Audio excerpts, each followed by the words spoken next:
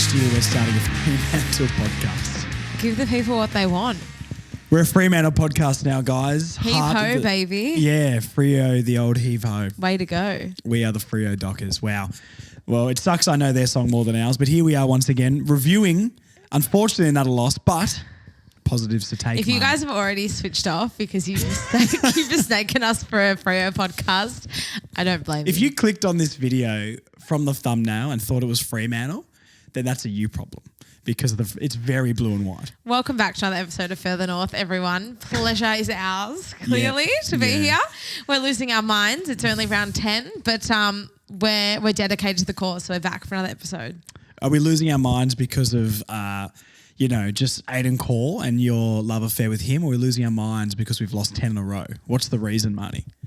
If it's a positive mind loss, it's Aiden Caw's incredible return to form. Oh. If it's negative, then it's because we've just lost our 10th game in a row. Cool. Well, all that and more coming up on the Further North podcast. It's incredibly exciting. It is quality content for you guys on a Tuesday. Oh, yeah. This is what you tune in for. How do you feel after the game, mate? Let's just talk about, before we get into all the talking points and everything, we lost by 40. Yeah.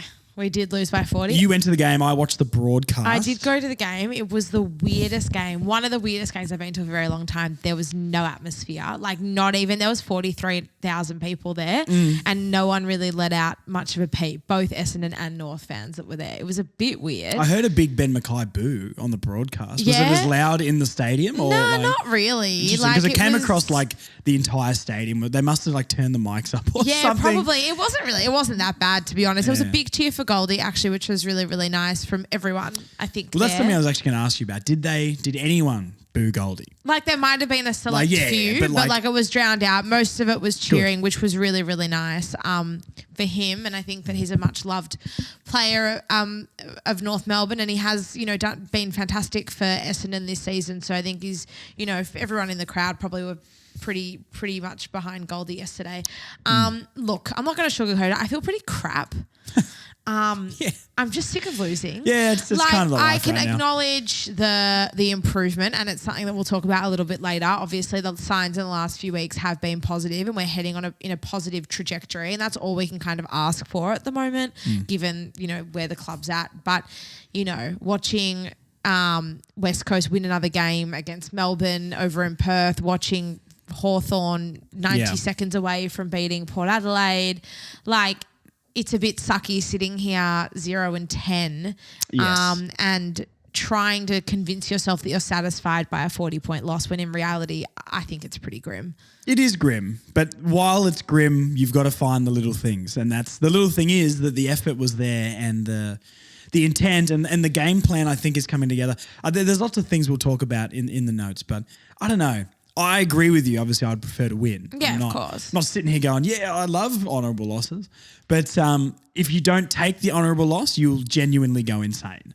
I am already insane. You were before. Yeah. You were when we were winning in I'm 2014. At. Yeah, I've been insane pretty much for it's the just last consistently two decades. chaos. So well, you know that better than just about anyone.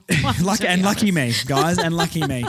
Look, I'm slowly going insane, and not because of North Melbourne. Marnie is stresses me out. rubbing off on you. Yeah, absolutely. So we'll see how we go throughout the year. If I blink 3 times in a podcast and anyone's watching, send help, please.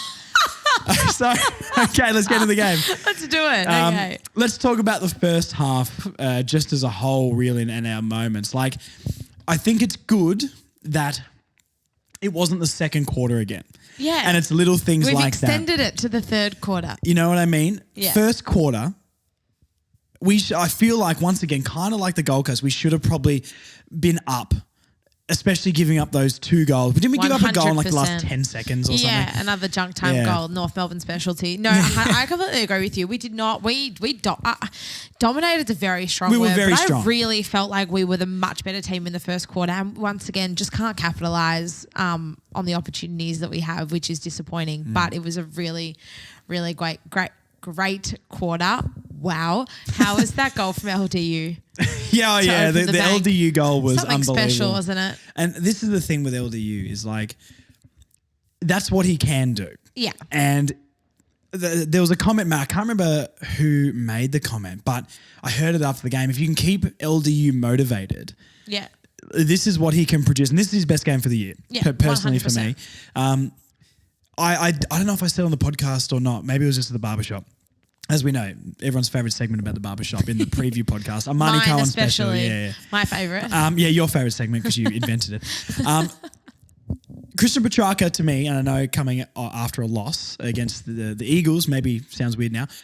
Christian Petrarca to me is the best player in the league on his day, and fairly consistently too. Yeah. And what sets him apart from like a Patrick Cripps, I was having a debate with a great client of mine, and we had a debate at the start of the year, Carlton or Melbourne's midfield, and I think it's Melbourne's. On paper, it's Melbourne's comfortably for me because Petrarca will kick like the week before. He'll kick 5 goals, or he'll add goals to his game. LDU screams Petrarca-esque. If he can obviously tighten up the defensive side of the game and add goals, he can be on that level. 100%. He just doesn't do it consistently. No, he doesn't, which is a shame. But the goal was phenomenal, and that was our first goal, right? Yes. Yes. Yeah, what a way to start the game. It was all downhill with goals from there. Disrespect to Toby Pink's stud on ball. All right, talk about... I'm going to get a couple of stats up on here. Can you just tell the people about Toby Pink's goal? What was it like in the stadium, mate? Did the lid blow off? It just didn't feel like it happened. Didn't feel like it was real? No, honestly, because it was like... it took 5 minutes to decide if it was a goal. You're sitting there and like on the... So the umpire's call is a behind, and then I personally didn't think that you could actually get a definitive answer from the VAR, right? It just didn't seem like you could actually... Like there was no way known in my mind that they are like, yes, that's definitely a goal, right? After about 5 minutes of deliberating, I thought, no, there's surely it's umpire's call, and it was annoying because the umpire called it a behind. Anyway, next thing you know, the decision's on the scoreboard, and he's kicked a goal, and I mean it was just mind-blowing. But I feel like Toby Pink is that kind of player that is how his first AFL goal would be registered. It's a controversial stud on boot. Toby Pink hasn't played many games for North Melbourne, but if I know Toby Pink, and I think I do. Oh, do you? Yes. Us redheaded lads stay together. He's my cousin. That is a quintessential Toby Pink goal. It's just, of course he had to. You throw a defender forward. Was it Nathan Grimer-esque? Maybe it goes down in Nathan folklore. Grimer's goal was like a beautiful, clean snapper. Picked it up the ball, snapper. Anyway, whatever. That was 11 years ago now. We don't need to go on. Feels like yesterday. No, it looked good first quarter. I really liked what we were doing. The nervy part for me was obviously standard North Melbourne giving up 2 goals in the last couple of minutes, I think. Yeah. Especially that one just before the siren, because I was watching it and I'm like, look, there's 20 seconds left. We should be fine. Yeah. And we were not. You know better than that, Josh. Come on. Well, I thought if we were down to under half a minute, it would be okay. But I learned my lesson, and how many seconds could be left on the clock and you feel safe we're not giving up a goal? Probably 3? No, I would... None. The siren. The siren needs to go, I've been around long enough to know that the siren has to go at the end of every quarter for me to be like, okay, no more goals against. Yes. We love giving up a red time goal. So all through the week when I chat at the barbershop to people, I spell out there because there's lots of Essendon fans that come in. And lucky me. And every week, whatever team we're playing, the opposition fan will come in and be like, oh, I don't know, like this could be the week we slip up and North, they could get us. I don't feel good. I'm like, all right, mate. Our closest margin's been 38 points. You need to relax. I know you're nervous and you don't want to be the team that loses to us, but relax. Yeah. And I've been spelling it out how it will go for them. I said, we're going to come out really hot and you're going to get worried. We'll give up 2 goals in 2 minutes. Then you'll come out in the second quarter and absolutely pummel us. That did not happen. Did not happen. The second quarter. The script is changing. Yeah. The script was just slightly moved down a little bit. Okay. But talk to me about the second quarter, Marnie. No, I think it was so impressive that we were able to kind of hold our nerve throughout the second quarter. I think we actually won the second quarter. Yeah, I think we did. We won the second and the fourth. Which was quite remarkable, really. But to be able to hold it, and I felt like there were times where Essendon did sort of threatened to get away. And I remember looking at my brother and said, this is incredible. It looks like we're actually making changes midway through the game. Adjusting to the game. Exactly. And sort of rising up to the challenge when Essendon threw something out. So obviously the third quarter told a different story. But it was like, it just felt like we'd kind of turned a corner a little bit in that moment. And then obviously we scored our red time goal. Zane Dersma scored a goal after the siren at half time. Our first red time goal of the season, bringing probably. the margin back to 7 points, I think it was, which was just quite remarkable, to be honest. And I think that we obviously have a long way to go, because in an ideal world we come out after half time all guns blazing and we really throw everything we've got at Essendon, and that didn't happen yesterday. But I think, like I said, to hold our nerve and just to be able to continue fighting and to stand up whenever we were challenged and to get ourselves in a position where we were within 7 points at the main break was, something we haven't really seen all year. It was really pleasing. Yeah, it's nice to know that we made a few Essendon fans nervous at halftime. That sits well with me. Yes, it does. Me too. Now the third quarter was the unravelling. Did I kick 8 goals? In a 15-minute period. Yes, because it was more the second half of the third. We came out in the third and looked okay. Yeah. And when I say okay, I mean it wasn't obviously getting away from us too much. The same way that we're used to it. Yeah, 10 to 15-minute period of just that went quickly. Yeah, it did. They just piled on the goals in a very, very short amount of time, and unfortunately, game over. Yeah, I think what we did, it was against the Saints, wasn't it? Where they came out in the second and put a couple on the board, but we sort of stemmed the bleeding in the second half of the quarter. Correct. If only we could have done that a little bit more. I guess, maybe that was our first half of the quarter and we clearly didn't let it get away from us then, which as we know, North Melbourne loves to give away a lot of goals in a very short amount of time. But I think it's a lot of goals in a very short amount of time. Yes, but I kind of don't feel that bad about it, because I feel like we held on for so long and that was just like a moment of chaos. It was basically half a bad quarter over 4 quarters for us. Yeah, but also on the flip side, how long are we gonna? I don't want to be negative, because I'm. You could be negative. I'm genuinely impressed by. I mean, it's weird, right? Essendon is second on the ladder, but to me, I'd feel like there are teams who are under them that are better. Oh, yeah, for sure. But that's only because of their past and their history. In reality, you're looking at it, they are sitting second on the ladder with only Sydney ahead of them, right? So the fact that we're able to kind of stick with them for, majority of the game, it's great. I'm wrapped. And obviously, like I said, we're moving in an upward trajectory. But how many times can we use the excuse of, if it wasn't for that 10, 15-minute brain fade, we would have potentially been a chance, or I'm still happy with the effort, but we walk out 40-point losers. It's kind of annoying. It's annoying. I'm kind of over it. I just don't, we get no reward for effort. We should be winning games, I think, by this point. I think it's just a symptom of a young bad team, though, isn't it? And that's why we said at the start that. Is it though? Yeah, it is. Because Hawthorn's winning games and West Coast is winning games. Yeah. And Richmond have more injured players than they do fit players, but I wonder how they would look if they had more of their best team on the park. Well, maybe a little bit better, yes. But, I mean, we haven't lost by anywhere near that much this year as well. So, look, I don't know. Yes and no. Hawthorn have a lot of young players as well, but they've got a lot more solid players than us, I believe anyway. I think our talent trumps Hawthorn's easily, right? But our top 10, I think, are better than the Hawks, but the next 15 to 20 on the list, I think the Hawks are better than us. And I think that's why that they're able to be in games to have those moments. Yeah. If we're in a game, if we can get that last 10 players in the 22 to be better, we're in more games. We don't give up 8 goals in 15 minutes. Yeah. And then you can let an LDU do something crazy, and then, you look at them late in the game. They were in the game, but a young team, they still let that slip. So I do think it is because we're a young team and we're not very good. We're getting better.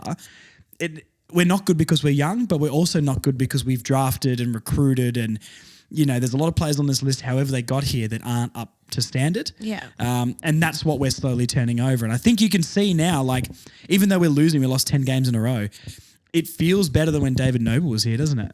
You know what I mean? Because we've got a future now, and that's what we're building. I think that's how I feel about it anyway. Yeah, no, yeah, yes. Because the David Noble era was no hope. Yeah, and but we did win some games. We did, yes, but I think I would rather No, what I was going to say is going to be crazy, but it's kind of true. You know what I mean. Don't take this out of context. Like, say we finished 10th this year, and it was amazing, and we're like, okay, this is, and then it doesn't work out because we don't make the changes we need to. Players leave, blah blah blah. Then we drop down again. But that year was amazing. I wouldn't take that one crazy run over. Yeah, we might be bad for 5 years, but then we're going to be solid to good for the next 10.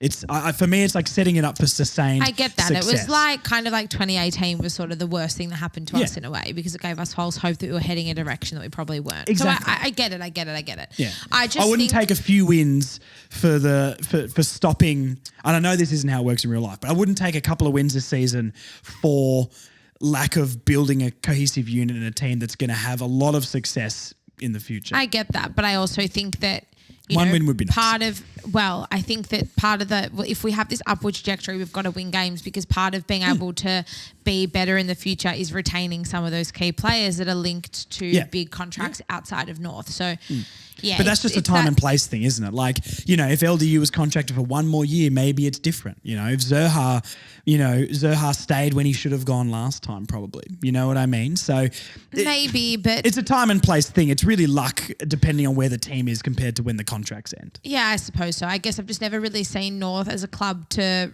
be in a position where they might lose players. Like we haven't really been able to attract the big name players necessarily over the years, like a Dusty or Isaac Heaney or whoever else we've been linked to. Kelly, but on the flip side, we also haven't really seen, key players leave up into the past sort of 2 or 3 seasons.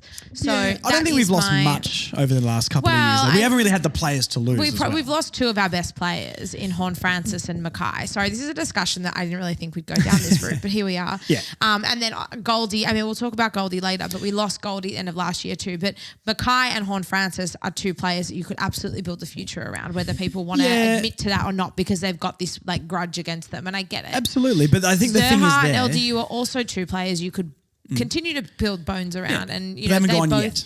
No, but there is, there's speculation. Every team's got a chance. You know what I mean? Like Hawthorn thought they were going to sign Jamara Ugahagan. I'm like, well, you nearly last on the ladder, guys. Probably not. You know what I mean? But they have their heads in the cloud a little bit still because they've had success. But this is just where we're at. Like, Xerri and LDU haven't left yet. I thought Xerri was gone, and Xerri would have been gone if Clarkson didn't sign, to be fair. Horn Francis is a massive asterisk because we didn't lose him. He left. You know what I mean? Like, that's a complete outlier of a situation for his own lack of mentality personally. Like, But he still left. Yeah, I understand that, but that wasn't anything to do with, like, us as a club and our fault, honestly. Like, I know it's easy to say that we were at the bottom of the ladder and that's why he left. How many number 1 picks have you seen leave the club like that? Every bottom of the ladder team gets a number 1 pick. Yeah. That was because of his own immaturity personally and lack of integrity. You could probably throw Taron Thomas in there as well, but that's obviously, once again, the situation not because of our club. Control. Our club did, as you know, everything we possible. did. Anyway, back to the game. 4th quarter. We won the 4th quarter as well. Yeah, we're able to steady the ship, and I actually thought, again, like I did against St Kilda, maybe we were a sneaky chance. Oh, no, Marnie. You would too. I left the game yesterday. We could have won And it. so my mum didn't come yesterday, and I rang her on the way home, and she goes, "Oh my God, you've been screaming. You've lost your voice." We could hear you on the broadcast. Was it close? I said, "No, we lost by 40 points." And she's just like, Marnie. "Oh, there's something seriously wrong with you." Anyway. Accurate Which too. you guys already know pretty much. Yeah. This is not news to anyone listening to this podcast. No, seriously, I thought we were half a chance there for a bit, but it wasn't to be, unfortunately. No, So let's talk a little bit about the game. We've covered some junk time goals. We've held it through to the 3rd. Let's talk about each section or each line of the team right now. So we'll go, do you want to go forward to back or back to forward? Either. Take a pick, Marnie. You're the boss. Let's go with the back line because I actually think... I wonder why. No. Aiden Core needs his own moment. See how many in the sun. stutters she just did? When you mentioned this man's name, she gets all flustered. It's out of control. Hugh's jealous. No, we need to talk about Hugh Greenwood as well. Don't worry, there's Hugh chat coming too.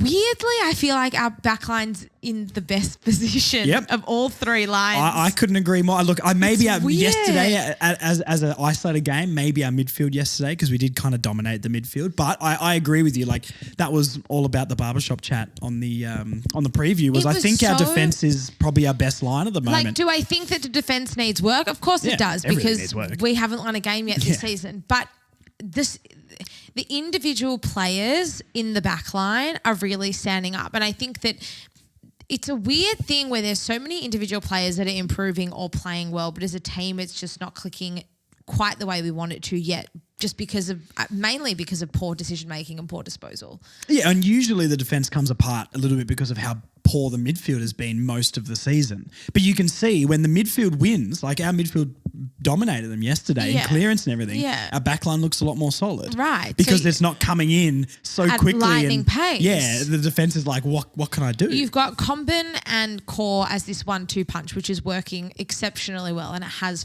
pretty much for the last 3 weeks. The only reason why Peter Wright kicked 5 goals is because he's playing on a debutant. Genuine. Poor He Will still has Dawson. braces. And you know what?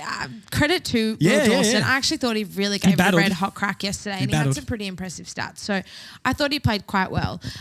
Miller Bergman was not bad in place of Archer. I still think, and I can't believe I'm saying this because I didn't think I would, I still think Archer's better in that position. Yeah, I would agree with that. Miller Bergman was doing a pretty good shutdown job. I can't remember the player's name. Everyone knows I'm bad with players' names, but he was playing on one of the Essendon forwards and really limited him in the first half. I think he played well. He just doesn't, and it's no disrespect to Bergman because I think the role that they play is slightly different, but he doesn't have that grunt and that aggression that Archer No, but brings. he's got composure, and I think that's what also maybe what Archer doesn't bring as well. I think both of them have a spot. I do. I think they do. The way Zach Fisher's playing at the moment, I mean, he's Bergman's like a hybrid between like Fisher and Archer to me because like it's not a bad shout. You know actually. what I mean? Like Bergman's disposal is quite good, and I think he's pretty cool and calm under pressure. Yeah, he's also got a bit of height, can intercept. He can play a little bit of key defense, but he can also sort of run off halfback and link up. He's versatile. And if say Fisher pushes forward into the midfield and we're on a fast break or something, if North Ball ever comes to what we think it maybe is going to be in 2045, I would like Miller Bergman to be that first line of the defence, and then Archer can play back and tag someone, you know? Yeah, I do know what you mean. Yeah, I think long term there's a spot for both. I would rather see Miller Bergman back there than a Bailey Scott or something like that. Because Bailey Scott continuously pushes, and he's obviously being told. And I don't think he was bad yesterday. We'll talk about some of the numbers soon. It wasn't awful. But like Bailey Scott's our best runner though, so I think we need to be able to play him on a wing and be able to unleash him further up the ground if we need to. And then obviously Fisher's had a really, really good few weeks. And then Luke McDonald. Yes. As well. Should we talk about Luke McDonald now? You wanted to bring this up, Marnie. This is Luke McDonald's your guy. I just want to give Luke McDonald a big shout out, okay? After the game against Adelaide, he fronted North Media and was pretty candid when he spoke, and he pretty much said that the leadership of this team is not good enough, and it was the first time he publicly acknowledged that, and it kind of felt like he was taking it upon himself to step up and as a leader and to lead, really. The last 3 games for Luke McDonald, I don't think he's put a foot wrong. Yeah, no, you can't fault him. I've been so impressed. And I mean, Jai has missed 2 of those games. And the way that McDonald has really stood up as our captain, he really looks like a captain out there at the moment. Larky's been pretty quiet and pretty well covered the past few weeks especially. So I just think that, you know, it's very easy to flog on a player like McDonald, and the pile on does come when he stuffs up. He's a scapegoat. We've said it all year, and even last year I thought he was a bit of a scapegoat. Look, and I think that sometimes... Not all of it's unwarranted. No, I think I was going to say some of the criticism of him is definitely warranted, but God, since he's come out and said, I need to step up as a leader. He has stepped up. He has absolutely stepped up. If people are going to criticise him, then you've got to also give him his flowers when he plays well. And I think that's fair enough. Here's your bouquet. Here's your, delivered straight from Marnie Cohen headquarters. Out of control. I just wanted to mention that because I think that, you know, he's been, he almost looks like a new player out there, to be honest, and he plays with so much passion, and that is something that we need as much of in this side as we can get. And I've just been, incredibly impressed with his turnaround in the last 3 weeks. Speaking of like a new player, my favourite player in the team, Aiden Core. Get wrecked. Your favourite player.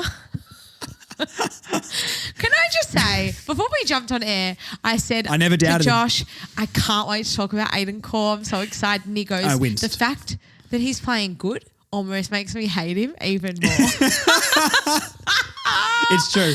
I love Aiden Core. Yeah, you love Aiden Core. I love him. You know what's funny about our relationship with Aiden Core is that we've both at certain points in time been so right and so wrong about him. Yeah. Do you know what I mean? Like the Yes, times he was yes. atrocious and you somehow were trying to dig for positives and I was completely right. And then the other times where I'm like, I hate him so much and he was good when you were right.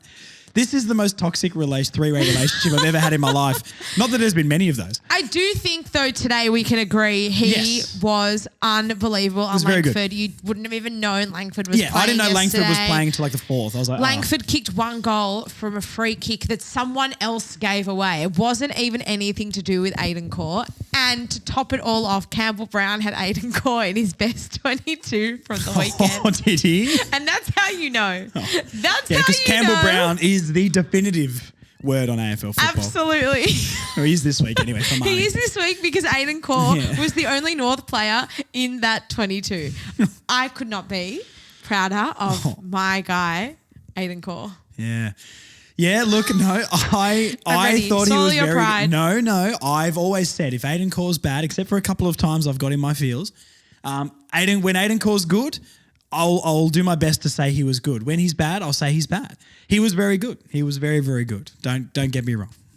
Don't look at me like that, Marnie. Stop it. I'm not going to go over the top with Aiden Core chat because he's hurt me more times than he's been nice to me. I love him so I know you love much. him, but this is a toxic relationship because, you know, you're it's like someone's treated you bad for 15 years, but then he bought you a box of chocolates and you're like, I love him. I'm a North Melbourne supporter. That's true. Come on. Yeah, you're trauma. Pure trauma. And then I don't know if that's good from Aiden Core's part or not, but here we are. Do you know what's funny? Just one more thing about Aiden Core and we'll move on. When I met Good, him yeah, at the sure we start, when we met at the start of the year, I said, Aiden, I need you to do me a solid. My co-host on the podcast really doesn't rate you and I need you to play well this season so we can prove him wrong and win him over. And he's been a bit slow to start the year. Yeah, I'd say he's probably still had more bad games than good, but we're almost 11 rounds in. I've said this every week for the last 10 weeks. I'm going to say 10 it years again. it feels like. When Aiden Core plays as the second defender, Oh. magic happens. The last 3 weeks are the only 3 weeks of the season when he has played as the second key defender. I can't, Marnie. No, go on. I'm just trying to hold myself together. This is fantastic I'm listening to so everybody. sorry. I've lost the plot. She's lost. Let me take it from here. I'm like, you know what I'm trying to say. Marnie's trying to say when Aiden Core plays well, we look really, really solid, and we do. And the problem because is he's the second key defender. Yes, I agree. And this is the third time this season that he's played as a second key defender. I agree. And no wonder plays second key defender, plays well. Yeah. It's not that hard. And that is the sticking point for me where at the moment, and he can turn it around, but I don't know if he's got enough time left on his contract. It's only a year and a bit. But like, I still don't think our defense gets better, like in like a top 8 defense if he's there as the second defender. Because I would hope that by the time in a couple of years' time we've got Chom fully firing. We'll talk about where he might play soon. I was going to say it might be but like, you know, plan. Will Dawson is a long-term prospect.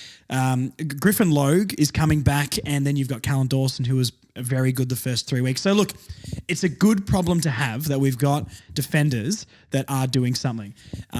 But I still maybe worry about Core long-term, but he was very, very good on the weekend, and good job, Aiden Core. I'm sure you're listening. And one, look at Marnie's face every time she talks about you. And two, this is very positive Aiden Core chat from me. So Aiden Core can put his feet up and have a glass of Pinot tonight because he's done his job. I bet he will.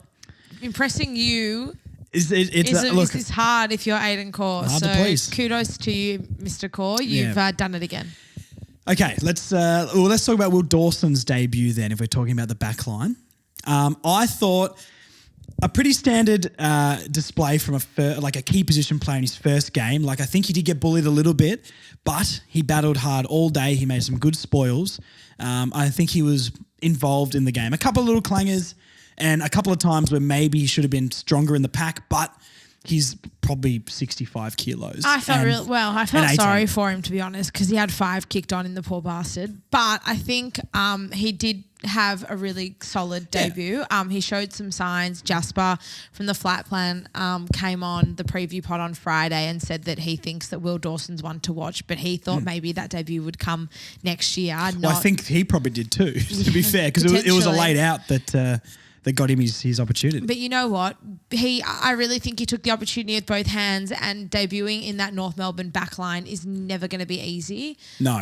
And so I think he fought really hard all day. And like I said, it was probably unfortunate for him that he had 5 kicked on him, because I think he played better than that sort of opposition's stat line. Do you know what I mean? When you take into consideration his weight and his age and things like that against a very experienced, good player in Peter Wright, I don't think you can fault him too much. 5 goals, it's harsh, but good on Clarkson as well for like keeping him on him as well and not like bailing out. It's a learning curve for 100%. him, and I think that he showed enough to me yesterday that he will be a good player. And that's good for his confidence too, because Clarkson said, I'm going to back you in, young fella. Stay on him. He's kicked a few on you, but I'm giving you the thing. Yeah. And that's good for his own confidence. Yeah, if he definitely. goes, you're off, mate, and subbed him off, or even swapped the matchup, then he's going to be feeling like he's done something wrong. And I don't think he really did. He didn't do anything wrong. He just wasn't as good as the other guy. Yeah. So, look, I think it's a good debut. I'm not sure he maybe gets a game next week, not because of him being bad, but maybe just because of injuries and things like that.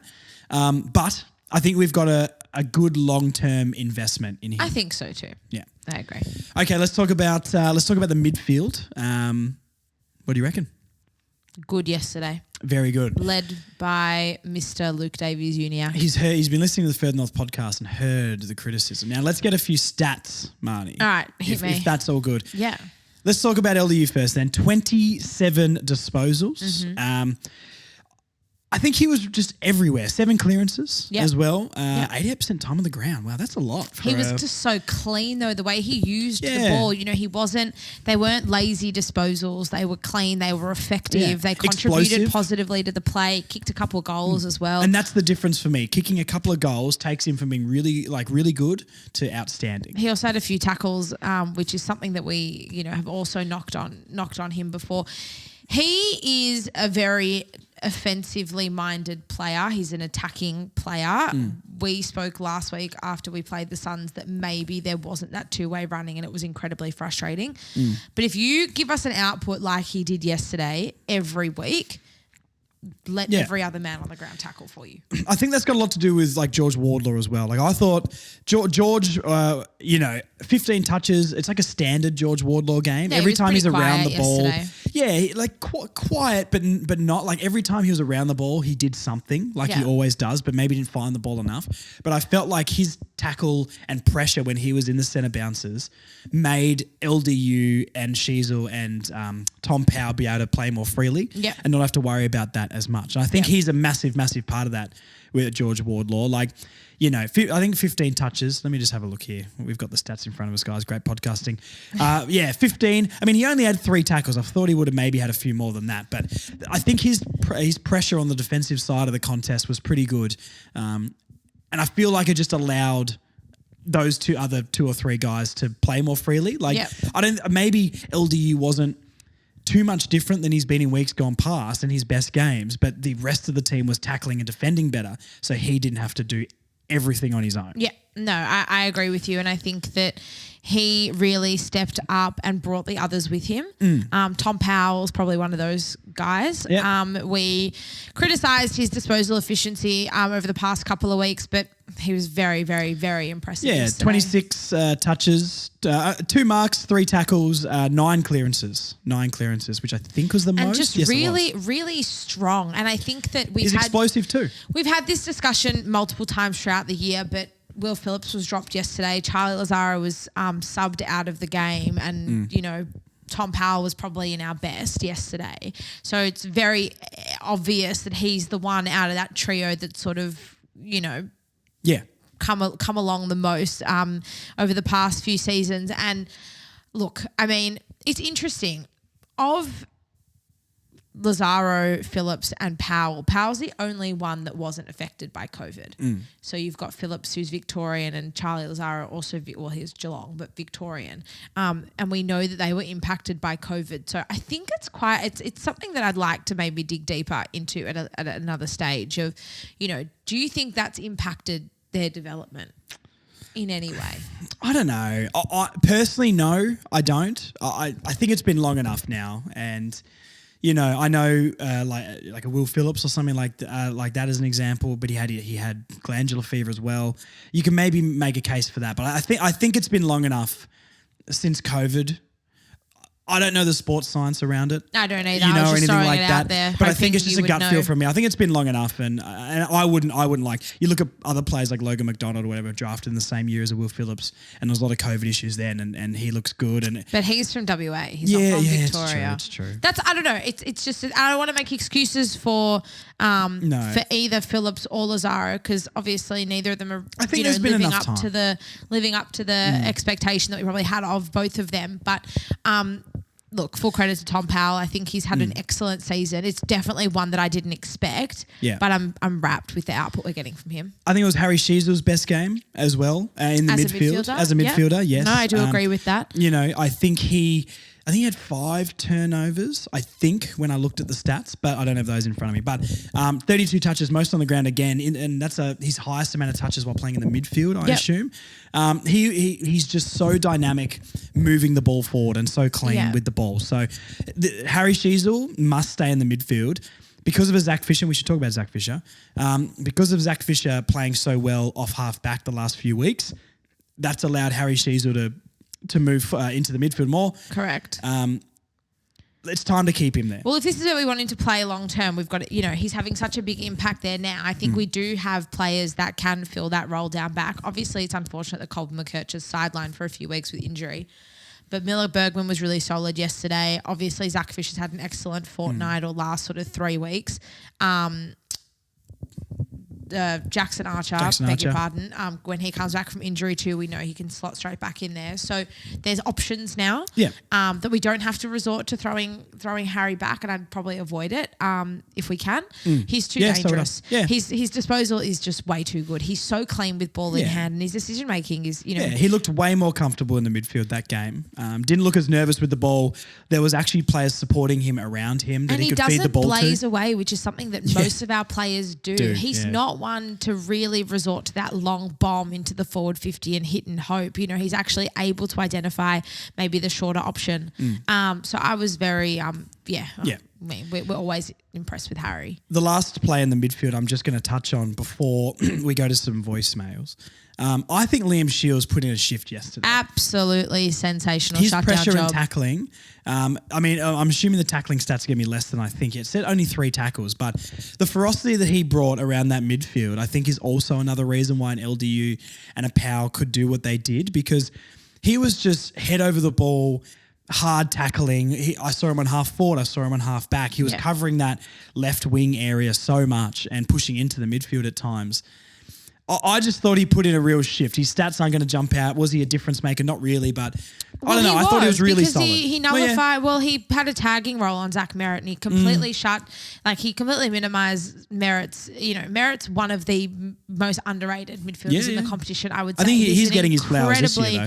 He's an incredibly good player and an incredibly good leader, and I think that Liam Shields just completely shut him out of the game. I mean, he was there, but he, similar to what Core did on Langford, you just wouldn't have thought that didn't have the impact that you really would have thought that he would have on the game. I think it's so important to have veterans in your side. Everyone knows that's what I think. We're seeing the lack of veterans. We would have, if we had a couple of genuine, if we had a Cunnington still. Well, Cunnington was there yesterday. Well, he was. Surprised they didn't ask him to pull on the jumper. Oh, he could have. Yeah, he should have. But no, I think, yes, great call. Excellent game by Liam Shields. And I think a lot of people will probably be calling for his head, but you've just got to take a step back and look at what his role was. And he played that role almost perfectly, I would say. Okay, voice message time. We're going to come back and talk about our ruckman against our old ruckman, which is very exciting. And then we'll talk about the forward line, and we've got some more points And of course, Sean Atley Club champ. The Aiden Core Club champ, you mean? That is enough of that, mate. Thank you to everyone who sent their voice memos in. As you know, we play them every single week on the show. Send them after the game. Short, sharp, 15 seconds or less to furthernorthpod@gmail.com. Absolutely. I called out some names on the preview podcast as well. Some regular contributors have been sending in the voice messages recently. We need more voice messages, okay, guys? If you can bring spice and energy to this segment, I need it.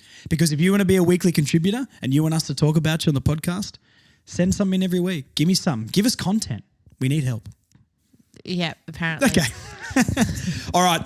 Here's the voice messages. We'll talk to you very soon. Hey Josh, got my passion back today when Duursma kicked that goal. Half-time, I leaded the chant, North Melbourne, North Melbourne. It was just heartbreaking that third quarter, but we just stuck around. A few things gone our way. Would have been a different game. I'm proud of the boys.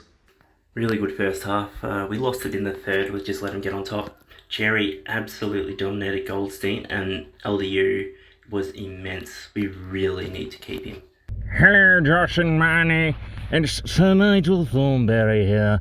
That second quarter was smashing. Keep up the good work, North. When Pink was lining up for his second goal in the first quarter, I could not have been the only one that was thinking, holy fuck, we have just found a second key forward for the first time in years. And then he kicked it. I'll try Biggie next week. Callum Dawson or Will Dawson the week after. There's going to be one in our list somewhere. The apprentice becomes the master. Xerri, as far as ruck can go, put a blanket on his counterpart in Goldstein, and my God, will that game do a complete boost to his confidence. He's doing bloody brilliant this year, Xerri. Keep it up. Why don't they just go down to training and just mark above their heads? Pack marks all the time. Just be experts at that. Bang, Larky, bang, Cherry, bang.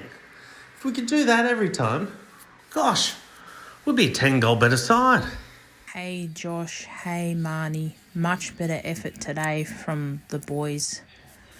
Just basic skill errors kill us every time. And this stand rule is absolute crap. It's got to go. It's amazing how having two genuine key defenders makes Aiden Core play his game. Like we actually had a lot better, fluent backline today. Core put an absolute bath on Langford. I mean, who would have guessed it? Worked pretty well, didn't it?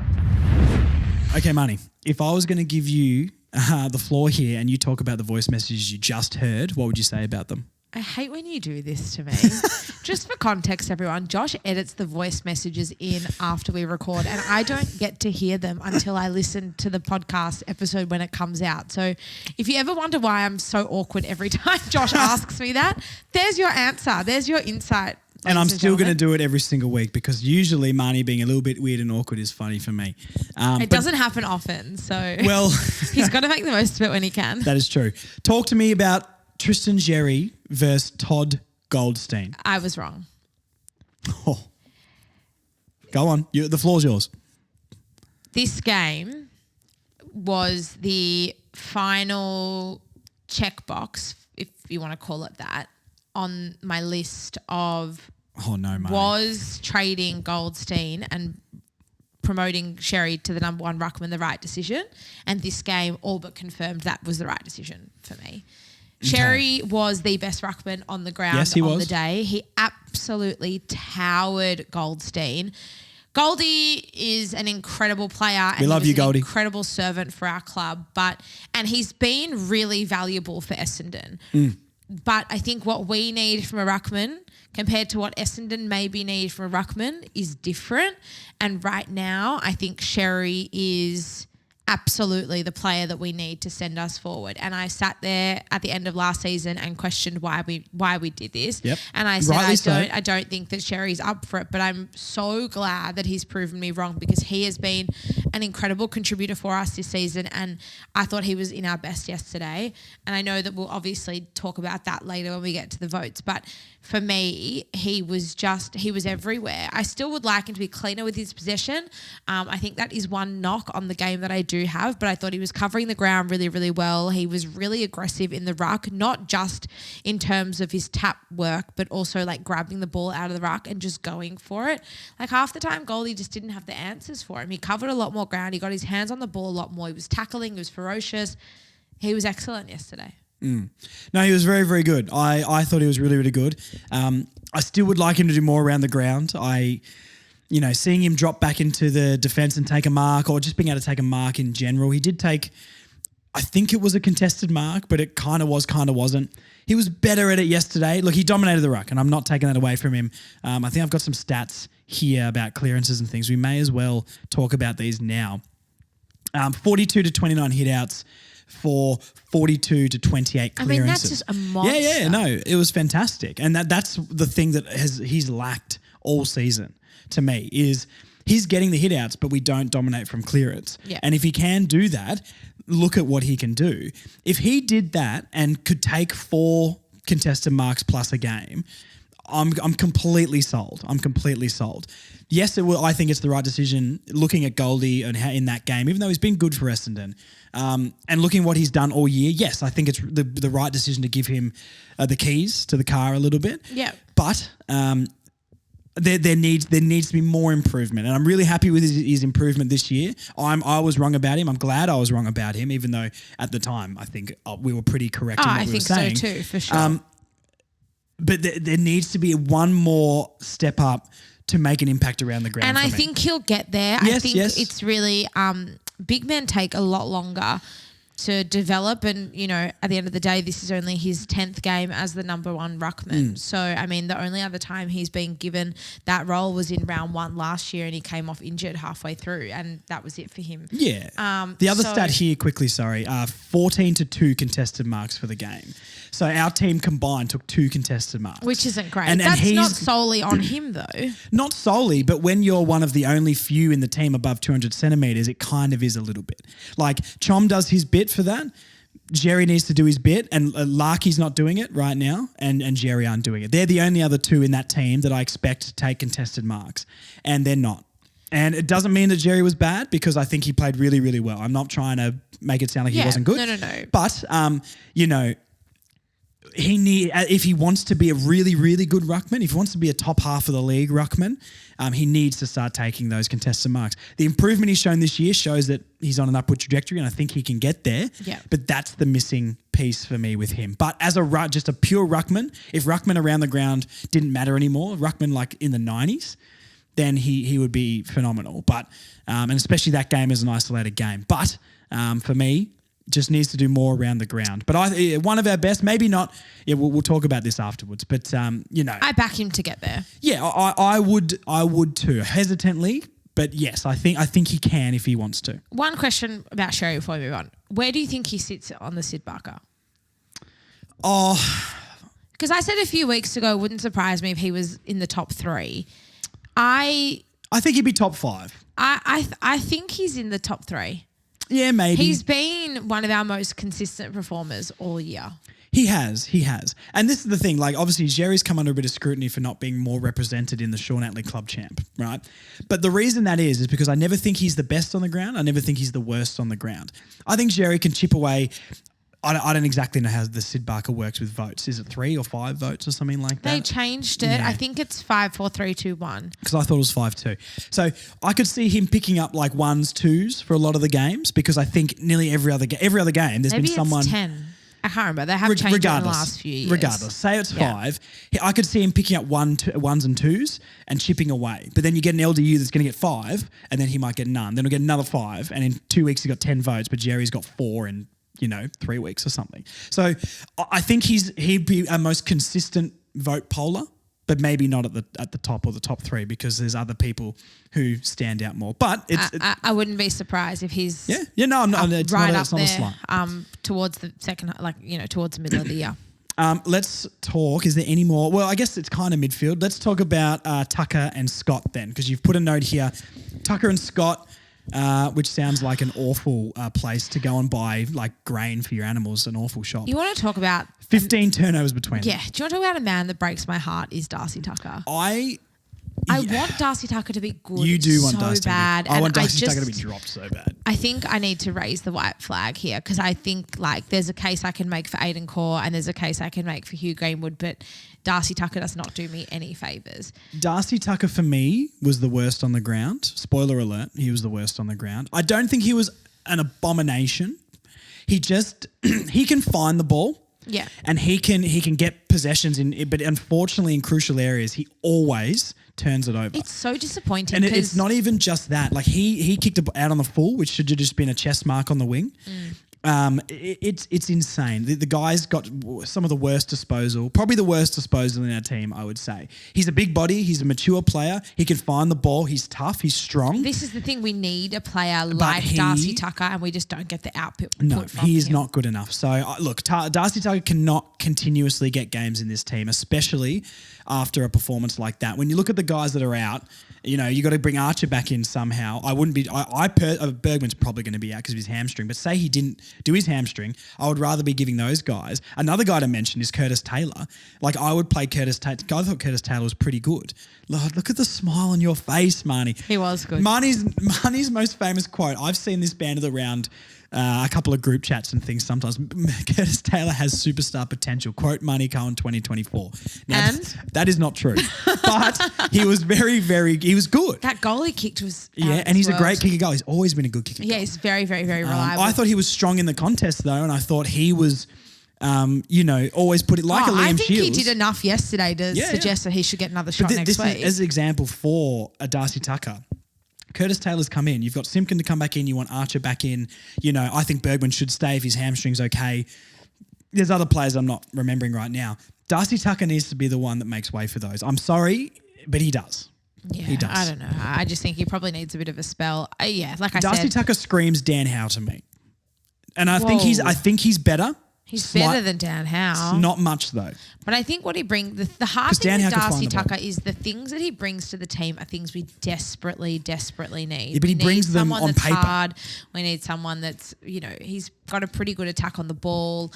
He's able to find space. He's pretty courageous, but his disposal just lets him down. And rubbish. he's a workhorse kind of guy, so he doesn't get a lot of the footy, but then he doesn't really do much with the footy that he gets. Well, this is something I've been saying for a while, and I think it can sound a bit stupid, but I'll make another example here. If your best quality is leadership, it needs to be better at something. Yeah. And leadership is a fantastic quality, but if it's your best, but that's that not, means you're lacking But that's not what something. Darcy Tucker's on the side for that- leadership.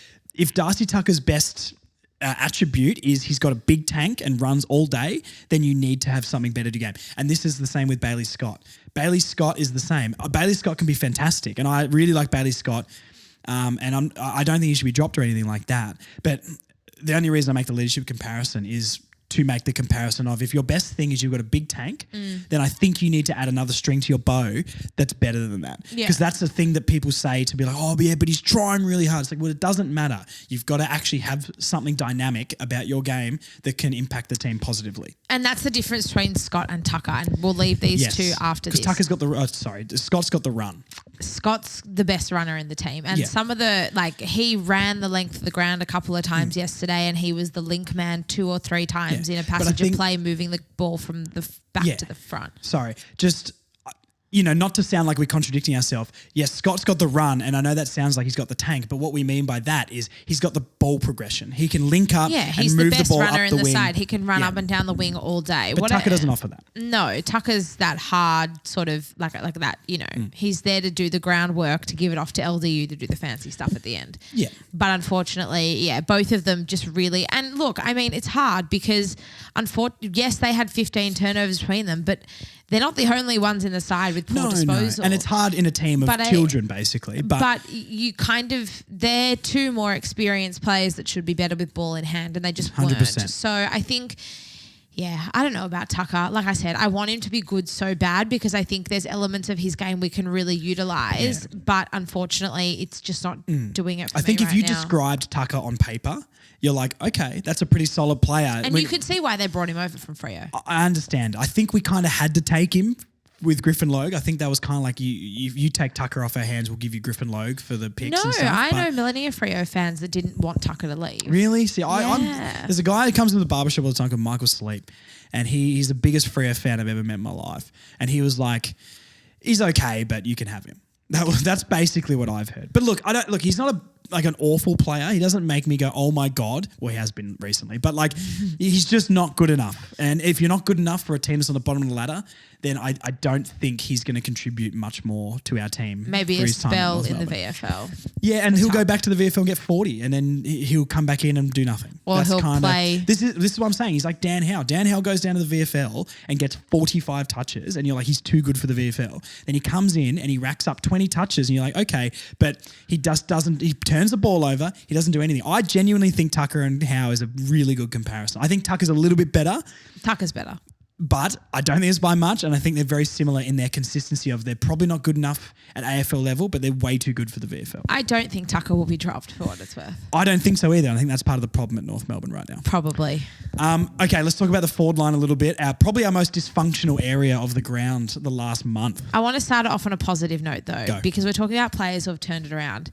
Another excellent game from Jaden Stevenson. Yeah, solid, and probably not as good as the week before, but I think he retains his place. No, but he also and, pushed up the ground Yes, and he's again effort. presented an option, work kicked a rate. goal. Like he was really good yesterday. You know why? Because for some reason his haircut looked different. And I Did don't he know. come visit you at the barbershop? Well, if Jaden, if you're listening, mate, please come down to the Black and Brown Barbershop. Request Josh Neal on the website because I can help you out, my friend. No, his hair. I looked at it like him on the screen. I'm like, It's such a barber thing. he's got to it. do. Yeah, because I tell you what, Marnie, I cannot watch football the same anymore. You know how many footballers have horrendous fades and like such heavy Ooh. lines and things in the side of the hair. I'm like, you're on $800K a year, mate. Just go to a better barber, and that is me, guys. Come to see me. Oh my God. Anyway, yeah. Steve had thicker hair and he had a nice fresh fade, and I think that's why he played better. He's a bit of a That is the showboater. key. That's the key to he's success, a bit of a isn't it? spicy player. He's the cherry on top, as we know, and the cherry can't be tasty without a fresh skin fade. So I was really happy with him yesterday. And we're not talking about his hair anymore. Okay. No, I'm talking about him as a footballer. Let's move yeah, I on. forgot about Hair guy, Hair guy. barber, same thing. It's not. Yeah, I was impressed with him. Yeah, no, he was yesterday. good. It's really nice. It's really nice to see that he's responding. Yes. Because I feel like if he doesn't respond, he'll be dropped. Like I think 100%. he's on no more warnings now. Yes. I would No, like I agree. to think after that game against St Kilda. So anyway, let's see what he brings next week. But I was really happy. Another solid performance. from Speaking, Steve-O. let's go the opposite end of the thing. What's wrong with Nick Larkey? Yeah, I wish I knew. Nick Larkey's been really poor, and this is hopefully going to prove some people we're not as biased as people think we are. I love Nick Larkey. We both love Nick course Larkey. we do, but Nick he's Larkey been is absolutely horrific. He's been woeful. Like even his kicking at goal has dropped off And a this little is bit part as of well. the And it's problem. probably confidence, but I'd the say biggest so. thing, Nick Larkey needs to fake a hand injury so he can get those Travis Cloak gloves because his contested marking is horrendous. I'd trust Phoenix Spicer to take a contested mark over him. That was harsh. Anyway, I think What Nick, did you just say? hey, mid-season draft pickup potential, Phoenix Spicer. He's playing really well for Footscray apparently. Anyway, He can stay there. yes, he can. Nick Larkey needs to find another way to impact the game. I think he's been better at pushing up the ground recently, and he's actually been linking up a little bit on the wing. The problem is when Nick Larkey pushes up and gets himself involved in the game, we have nobody to kick it to down there. Yeah, Paul and Curtis has been down the last couple of weeks. And he usually has. a one-on-one, I would be like, okay, Paul Curtis is probably going to win that. Zerha was quiet yesterday and probably didn't do enough for me. Dersma did not impact the game at all. No. I'm not concerned about Dersma, but I would like him to be showing a little bit I more don't personally. think. I think they should have given him another week or two in the VFL. He kicked 4 in the VFL the week before, I think.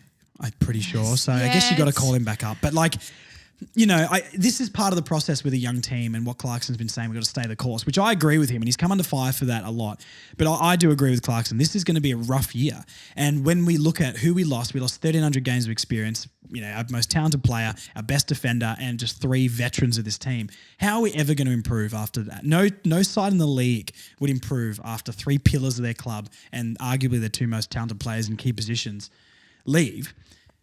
We have to give guys like Dersma a continuous run, I think. Okay, but the one thing we can do to our benefit, which we didn't do yesterday, and it really annoyed me, is we have players who are extremely reliable and extremely consistent, and we don't play them.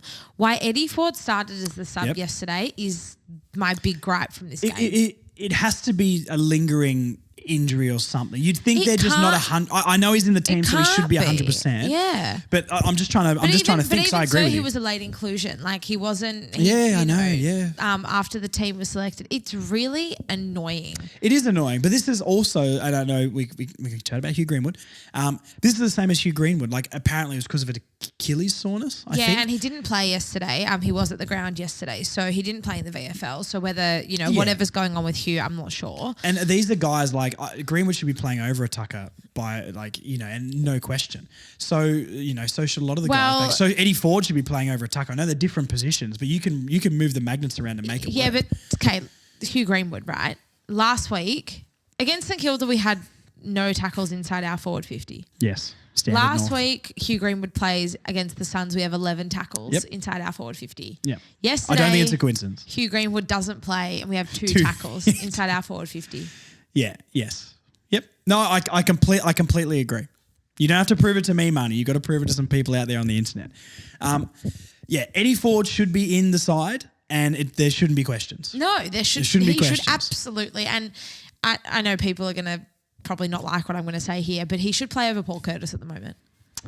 Oh, I don't know if I agree with that. Look, they should both be in the team. They should both be in the team, but again, it comes back to the fact that while Paul Curtis is closing that gap between his best and worst, Eddie Ford had an impact yesterday in a quarter and a half. Yeah, I agree. As an isolated game, like Paul Curtis was a little bit quiet, and he's been kicking a lot of points recently.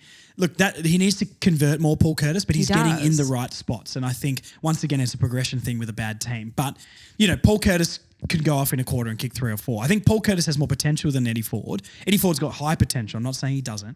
If it was a question of Ford or Curtis, I still think Curtis gets the nod for me just because of his body of work. Which he has been in the last couple of weeks. Yes, but like Eddie, look, there's space for both of them. There should be room for both of them for sure. Toby Pink. What is Toby Pink, Marnie? Is Toby Pink the best ruckman in the league? Is he the best key forward in the league now? No, he's not. That was a joke. That was a joke, Marnie. You can laugh about that because I was trying to make a lighthearted joke and your face was so serious the whole time I made that joke. And I was like, it didn't land because of your serious face. So I apologise to the Further North listeners because that was meant to be funnier. Do you know why? Because I'm trying to think about Pink.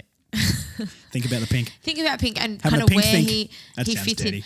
I didn't hate his game, but because I like what he brings physically, like he did provide an option and he did create a contest and he did bring the ball to ground, but like... And he kicked a mega goal. He kicked an absolute whopper. Stunner.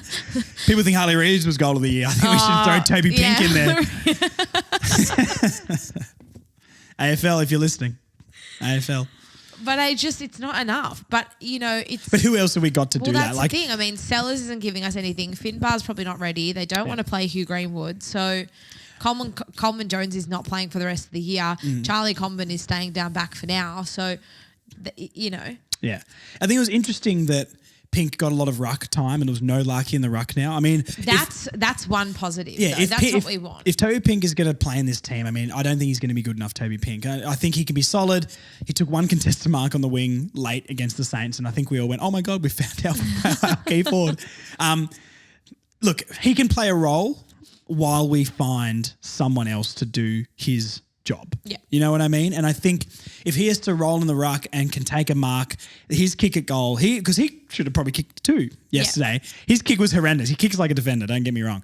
I think he stays in the team merely because he might take 1 or 2 contested marks possibly in the goal square. But other than that, there's no one else to do his role, so I think he stays in like that. I'd still play Greenwood over him, but everyone knows that. No. I think you can fit them both in the side. Not that I wouldn't play Greenwood, but Greenwood in the forward line, apart from tackling, I don't rate him. I still think he needs to be in the midfield more and maybe just push into the forward line to hold it in. I don't like Greenwood in the forward line. I think if he plays that Simpkin role, where he's like half forward, can push into the midfield and create that contest, that hard body, and then when the ball's in our forward line, he can push in there and try and lock it in. Yes, Greenwood's never going to take a contested mark in his life. With all of this said and done, I think yesterday's side, and it really hurts me to say this because there was no Hugh Greenwood in it, but this is probably the most balanced I agree. we've looked all season. And it's taken a lot of time. Look at the back line especially.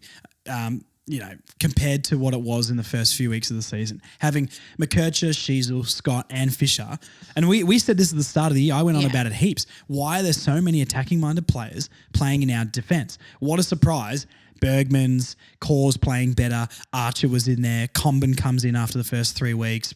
Actual good defenders. I know Comben's been a forward, but look at his contested marking. Yeah, he's been incredible down back.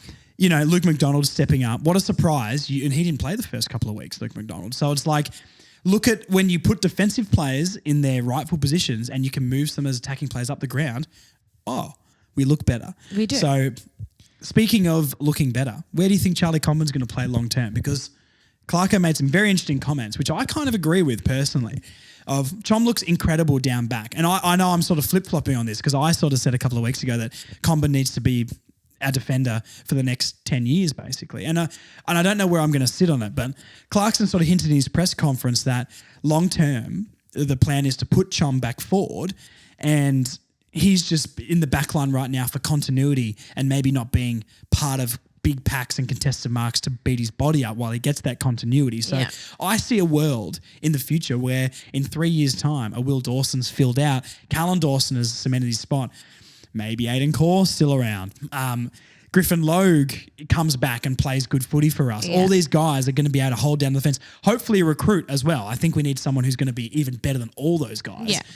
And then Chom, imagine if we had Charlie Comben. If we had 2 Charlie Combens, imagine the contested marking in the forward line. Yeah, it'd be It would be phenomenal because he's the only player on our entire list that can take a contested mark. Correct. Yes. That can take a contested mark. So here's my theory. Okay. Griffin Logue comes back from injury. Ooh. And Chom goes forward, and it's Logan Core in the back line as the 1-2 punch with potentially a Callan Dawson coming in. Yeah, mate. I struggle. I don't feel like that will happen this year, though. It might not, but I could see. I mean, look, Aiden Core has just turned 30. In the real world, he 30? Yeah, so he just turned 30 during the week. I said to you off air, he's Marnie's scared about turning 30. I'm scared about turning 30. It's not too far away. But he's 30. In footballing years, you're at the last few seasons of your career, right? I don't. Yes and no. I don't think it's as bad as it was. I think this day and age, I reckon you can play till 35 and still be at some of your best, if not close to best football. Okay, and yes, that can be true for a few select players, but Aiden Core's he's very an up and down player. He's an okay player. Like he's not a Scott Pendlebury who is a superstar at he's like pushing in his mid to late 30s. But Core will have to be replaced within the next 5 years. But oh, geez, I'd hope so. You've got Griffin Logue down there. Yeah. What's like 26? I think he's 27, 27, 28 maybe.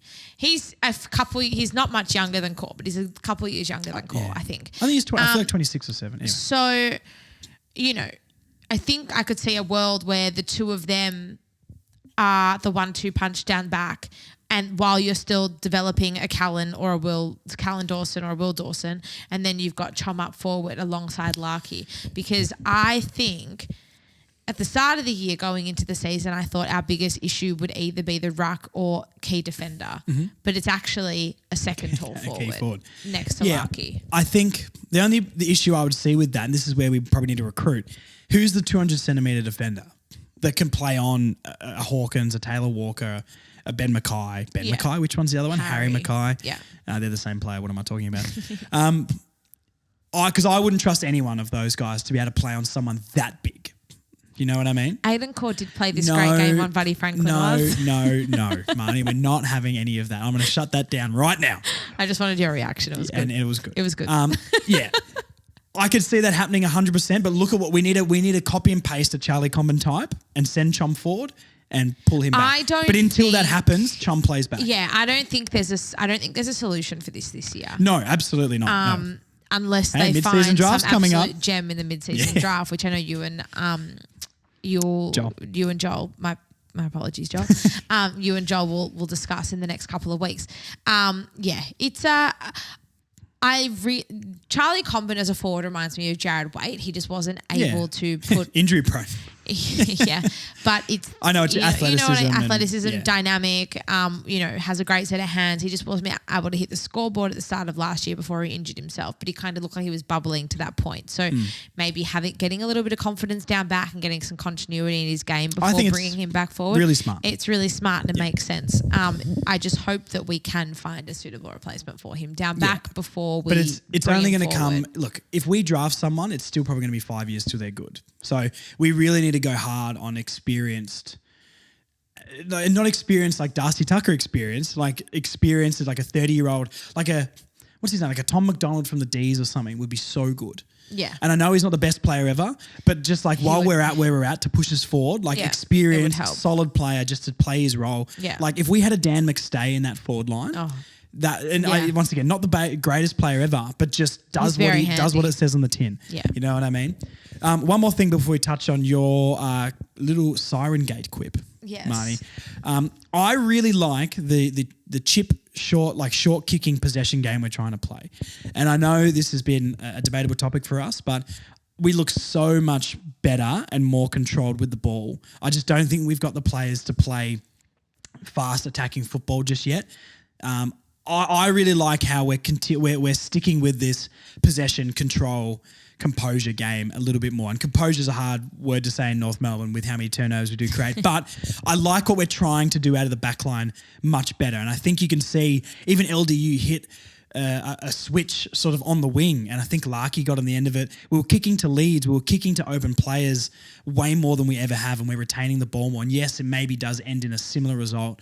But I can see us building off that way more than I can if we try and build off North Ball, which just deflates the entire team, I think, at this stage. There were elements to North Ball that worked. Yes, they were able to move the ball quickly from one end of the ground to the other. However, I do agree with you. The issue that I have with the kick mark style of play is that our skills are pretty poor still, and so the chaos ball sometimes works better for us. But even bigger issue is I still think we're quite stagnant. Yeah, and maybe we that's are. a fitness thing, but we don't really have those players who are really buzzy and Bailey Scott's one of the players that does this. This is why he's so valuable in the team. This is why Stevenson was good. Yes, they'll take a mark and then they'll run and create space and Yeah. they'll be available again for to link up in the chain. So I think it's nice because you can see what we're trying to do, and I do agree with you. But I also think that there is a time and place for the chaos ball, which worked a couple of times yesterday for us as well. Just some more stats from the game before we go on to your point. 63 to 40 inside 50 percentage was 50%. So we had 63 to 40 inside 50. Sorry, we went at 50% inside forward Wild. 50, which is gross because that's our best of the year, and I think it looked awful in the game. Yeah. So that sits very uncomfortable with me. We had 46 to 59 turnovers. Young lot. team, I get it, but standard North Ball. We won the marks, which once again I think is a better. I think it's going to give the young guys more confidence that we can do something with the ball before we start playing North Ball. 110 to 96 marks. And my last point here was 16 to 1 bounces. 16 bounces for the Bombers just showed maybe the lack of pressure we can bring and how much time we gave them on the ball. So, It's our big difference between our best and our worst, I think, for sure. Siren Gate, take Marnie, hit me, and then we're going to do Sean at the club chat. Okay, I know everyone wants to forget about Siren Gate, but I thought this was a really interesting sort of thing I was thinking about. Obviously, next week's our last game before the bye. Thank God. And when we were sitting here previewing the Hawthorn game, we kind of said we've got 5 or 6 games now that maybe a couple of them are winnable, but I think it's much better field of games for us to really evaluate where we're at. And the one thing I spoke about quite a lot and we discussed a lot, especially in the early rounds of the season, getting flogged by Geelong, by Carlton, by Brisbane. Good times. We had so much change over the last, over the off season. We've got a completely different side in this year. These things take time to gel, right?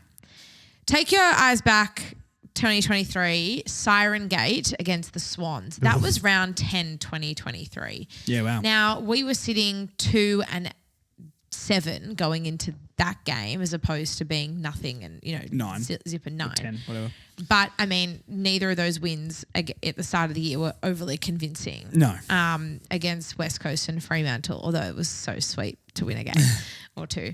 Yes, remember those days? But that game against Sydney, and I think I can speak on the collective of supporters, that Sydney game probably looked like the start of the best sort of football we were playing.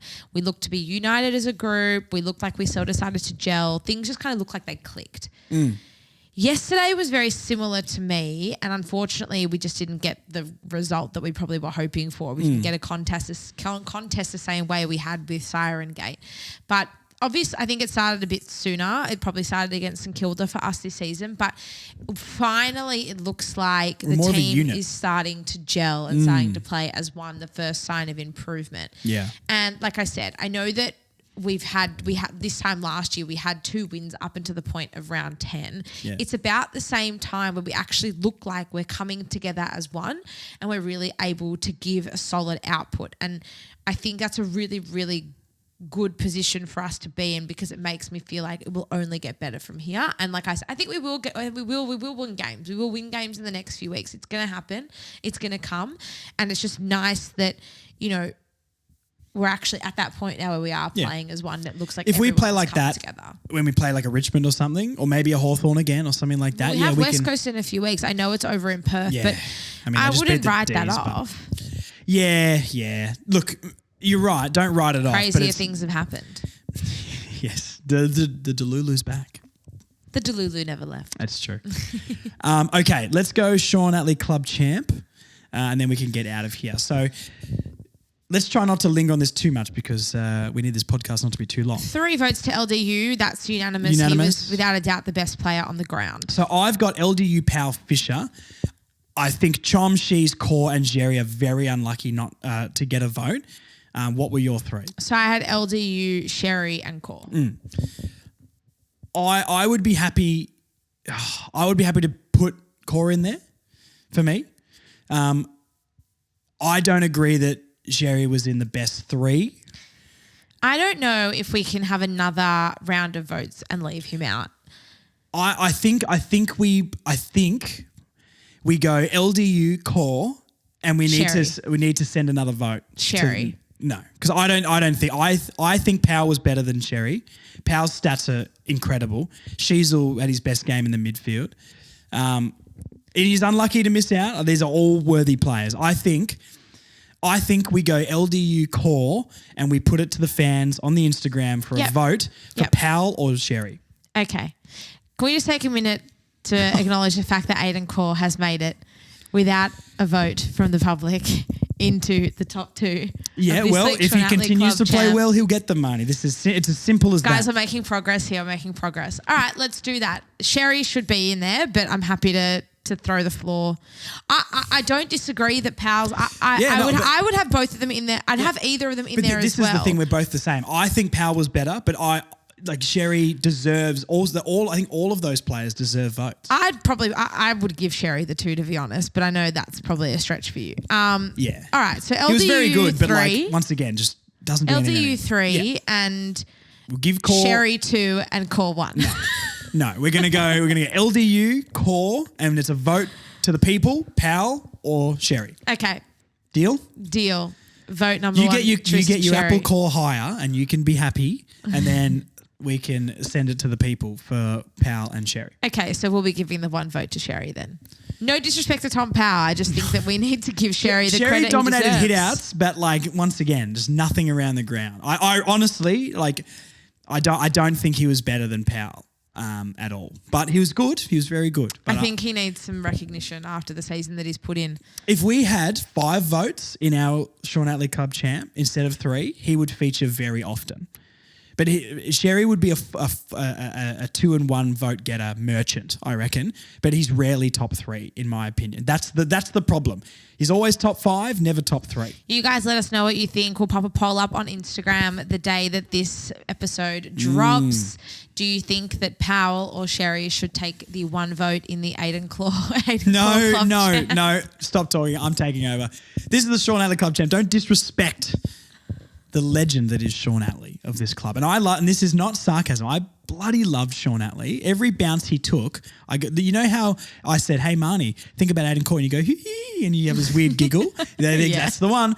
I'm like that with Sean Atlee. Every time he took a bounce, I was like, ooh.